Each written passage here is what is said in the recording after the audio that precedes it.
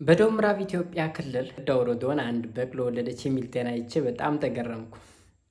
ለመሆኑ ለምንድን ነው በቅሎ መካን የሆነችው? መውለድ የማትችለው ለምንድን ነው? እውነት ተረግማ ነው እንዲህ ይመስላችሁ? አይደለም። በቅሎ ካለመውለዷ ጀርባ ያለው ሳይንስ ምንድን ነው?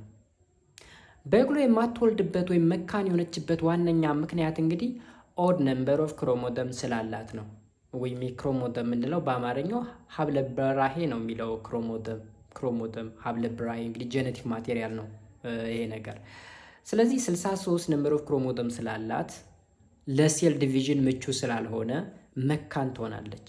ወይም ደግሞ እንቁላልና የወንድ ዘር ማምረት አይቻልም። ስፔሻሊ ማዮሲስ እና ማይቶሲስ የሚባል የሴል ዲቪዥን ፕሮሰስ ላይ ከባድ ነው። በዋናነት ደግሞ ማዮሲስ የሚባለው የሴክስ ሴል የሚመረትበት ዋነኛ ፕሮሰስ እንግዲህ መሰላችሁ። በቅሎ በአባቷ አህያ በእናቷ ፈረስ ነች። አህያ 62 ነምበር ኦፍ ክሮሞዘም አለው። ፈረስ ደግሞ 64 ነምበር ኦፍ ክሮሞዘም አለው።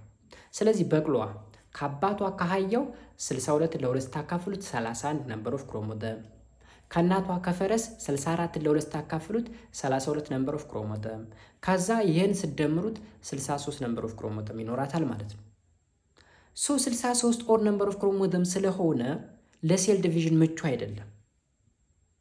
ወይም ወደ ሰዎች ላምጣና ግልጽ ላድርግላችሁ። እኛ ሰዎች 46 ክሮሞዘም አለን፣ ወይም ደግሞ 23 ጥንድ ክሮሞዞሞች አሉን ማለት ነው።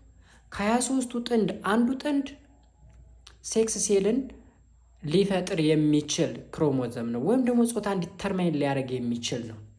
ስለዚህ 23 ከእናታችን 23 ከአባታችን።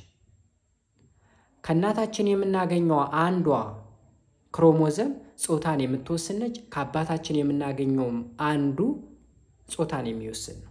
ለምሳሌ ከእናታችን ኤክስ ክሮሞዘም ነው የምናገኘው፣ ከአባታችን ወይ ኤክስ ክሮሞዘም ወይ ዋይ ክሮሞዘም ነው የምናገኘው።